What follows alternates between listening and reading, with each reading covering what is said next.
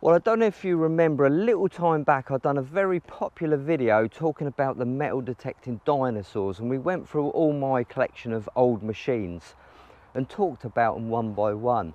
And at the end of the video I said, guys, what machine would you like to see me use or talk about out in the field? And by far the most popular vote was the Nautilus. To be exact, this is a Nautilus DMC 2B. Okay, let's get started with this machine. What's it all about? Why do I like the Nautilus so much? Well, this machine was introduced in the early 80s and it was designed and made by a guy called Tyndall. Sadly, he's not with us anymore. This machine was a real task to use. People couldn't get their heads around it. But what they didn't realise, it was a damn good machine. It's sensitive, it's deep, it's everything you want in a metal detector.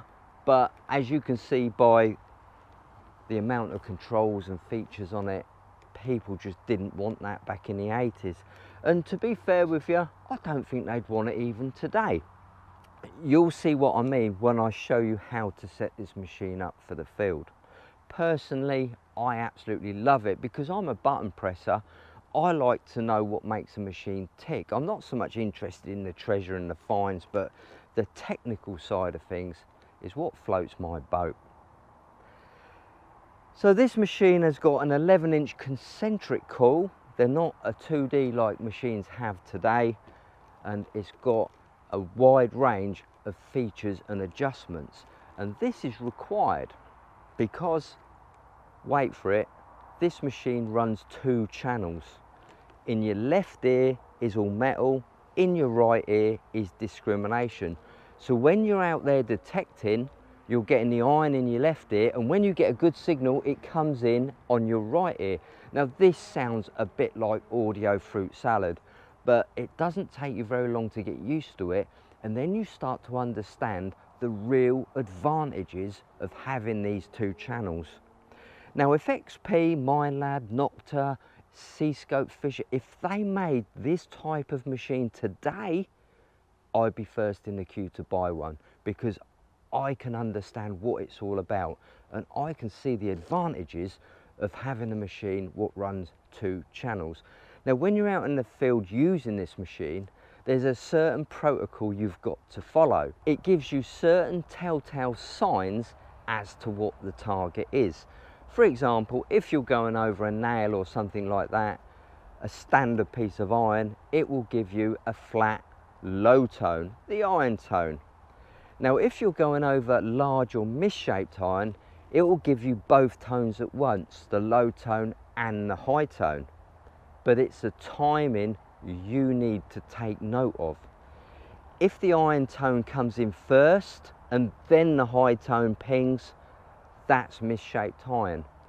If the low tone and the high tone come in simultaneously, well then it's a good target.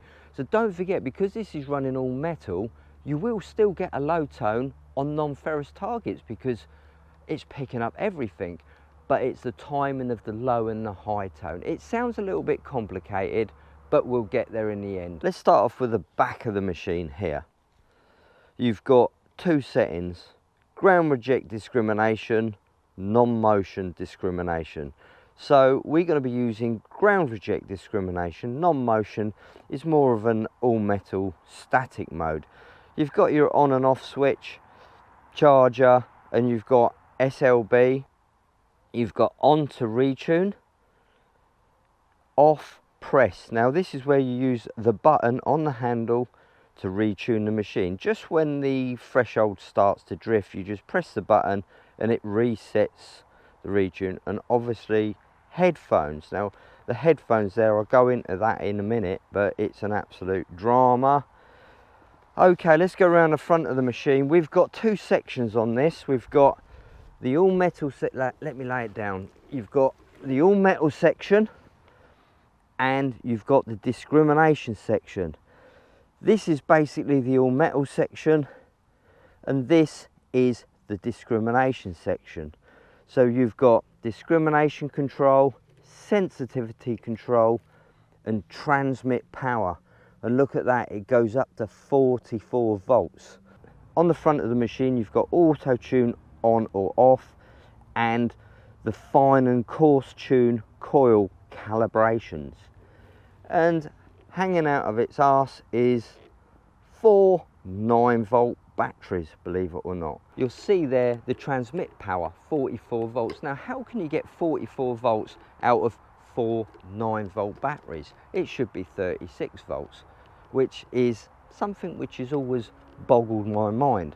But if you get that transmit power wrong, you then get the ground balance wrong, and then you miss Big Silver. So it's a real fine tune on how to get this. Well, fine tune's not the right word, it's a mystery. That's a bloody word for it. It's a mystery on how to get this machine running right. But trust me, when you get it running right, it's bonkers. It really is good.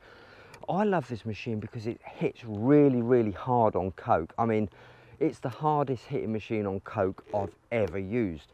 And coke can fall within your small hammers, your cut quarters, your fine gold. And this is what makes it a little bit special. Frequency, I think we're running around 15 kilohertz. But before we go out into the field, we need to tune this coil to the ambient temperature. Can you believe that? We need to tune the coil, we need to null it out. And we use these two controls on the front to do that. But in order to do that, you've got to flick a few switches and make a few adjustments to put these controls into play. Once you've done it a few times, it's an absolute doddle. The box is completely metal with sort of 2mm gaps all around it, so you're not going to be using this machine out in the rain. The stem is a White's XLT stem, and they were sold as new with this stem, and that's not a bad thing because it was a really comfortable stem to use. Coil is the 11-inch. It's a concentric actually, it's not a wide scan, and the reason the tape is around there is because it's a Minelab GPX 5000 coil cover, which is a little bit too big, so I've had to put some tape there to hold it all together. But it's best to have a coil cover rather than not have one, because obviously I don't think these coils are replaceable if they get damaged. But now here lies the biggest problem. This machine has no audio speaker, so I've got to work out some way that you guys can hear it out in the field. What I'm planning to do is use my dedicated Nautilus headphones, I'll go there in a minute, hang them around my neck and have this microphone picking up the audio sound. You're not going to get the exact experience, but it's going to give you a rough idea. The headphones aren't normal headphones.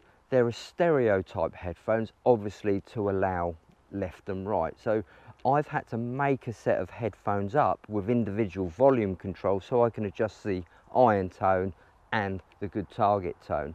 I've made a setup and they've served me well over the last 10-12 years since I've had this machine. So when I'm in the field, the headphones will be hanging around my neck and hopefully we'll be picking it up from the speaker. Here we go then, I've got the headphones around my neck. The iron tone is in this side, the non-ferrous tone is in this side, but I've got a resistor in this one to make it not as loud, so the iron tone will be quieter than the non-ferrous tone. Turning it on is the up and down switch, which is another pain in the ass because your wire keeps hitting it on, and if you put it in your car you can switch it on and not know about it because it's got no speaker. So right, we are switched on and running now. The first thing I need to do is get a threshold by turning the threshold button and then hitting the red knob at the top to set the parameters. So here we go. Got a threshold. Now I've set the threshold. You can hear it buzzing away there. And let's see if we can hear the non-ferrous. There you go. The threshold is a little bit loud actually, so I'm going to drop it down a bit. Yeah, okay, that's our threshold done.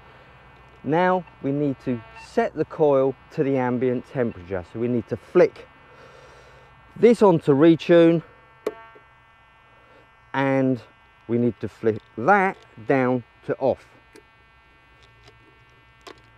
First of all, this is the coarse tune, so we need to turn this, I don't know if you can hear it. Hear that point where it disappears? And press the red button. So what we're looking for is the point left and right, and it's nulls in the middle. So one way's too high, the other way's too high. When we find a spot where the threshold dips, we hit the red button to set it. There. Same procedure with the fine tune.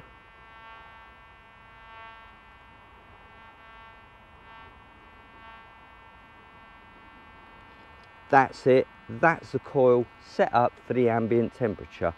Now the voltage, I'm using 15 volts because I find that pretty much works best, and the sensitivity on the 9 segment there, you see it's got a little marker, that's a factory preset there. Discrimination is about 9 or gas mark 4. Ground balance, I'm using it around 69 because that rejects ferrite, and that's about it. The all metal sensitivity, I've got it turned right down so it don't go too bonkers on big bits of iron. I'm just getting a nice mellow sound on the iron targets.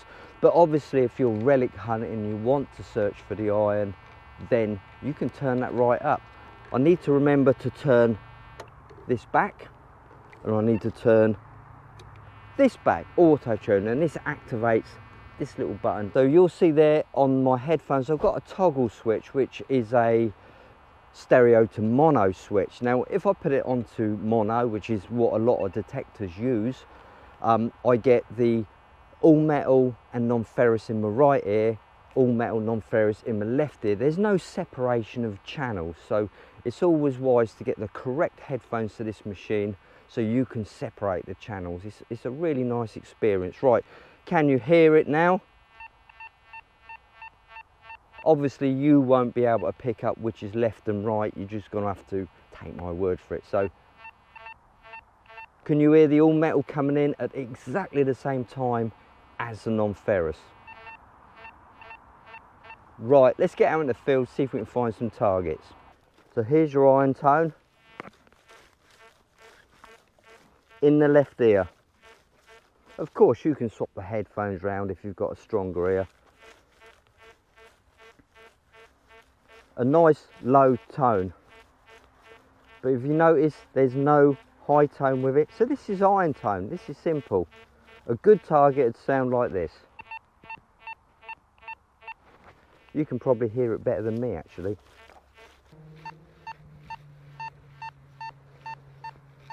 The timing is spot on, and what a lovely tone, what a lovely audio tone this Nautilus gives. Why can't all machines sound as sweet as this?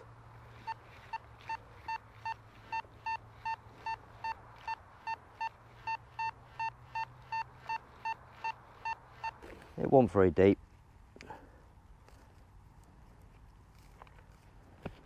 Oh, I forgot to put the headphones around the speaker, around the microphone. Now you can hear it and I can't.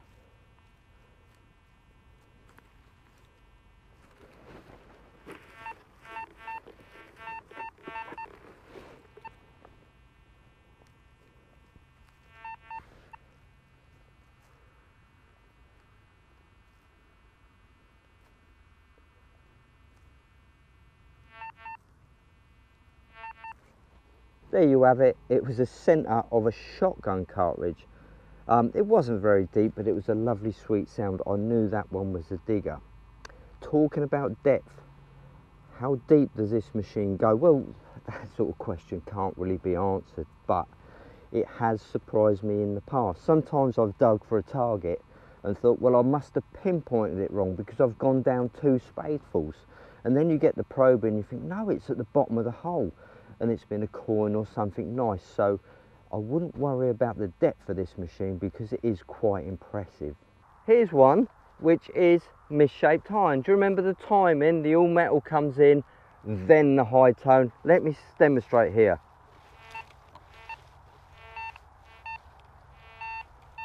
All metal, then a target. Of course, you could eliminate this altogether by simply turning the discrimination up, but I like to run the discrimination quite raw, and this is how I tell the big iron. All metal, then your sound. Pinpoint is really, really easy on this machine because it's a concentric coil.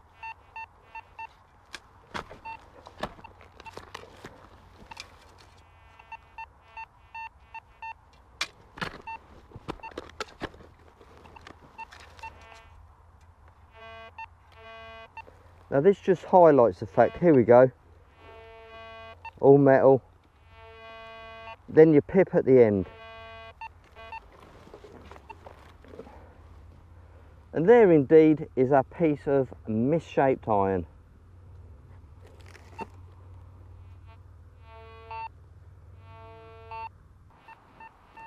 And there it is. Not even getting an iron buzz on this one really, just a good non-ferrous tone. It's a little button, look, I thought that was a coin. So what did you think? Did you like the Nautilus? Post below your thoughts. Am I setting it up wrong? I don't know, there's no manual with it. This is just what I've worked out. So yeah, let us know below what your Nautilus thoughts are. I think it's a fantastic machine, I really do. It puts a smile on my face every time I use it. It's a bit of a faff tuning the coil in and stuff like that, but I do believe they do a DCM2A which does all that automatically. Now buying a Nautilus, buying a second-hand Nautilus, now that's going to be a minefield because there are second-hand units out there, but a lot of them are faulty, so make sure you get a good one. And if you've got one, don't sell it, hold on to it because they're a great piece of kit. So I hope you've enjoyed this video. Sorry it's a little bit short, but as I say, it's a bit of a pain in the arse detecting with these headphones around my neck, and I've got other things to do. So thanks for watching.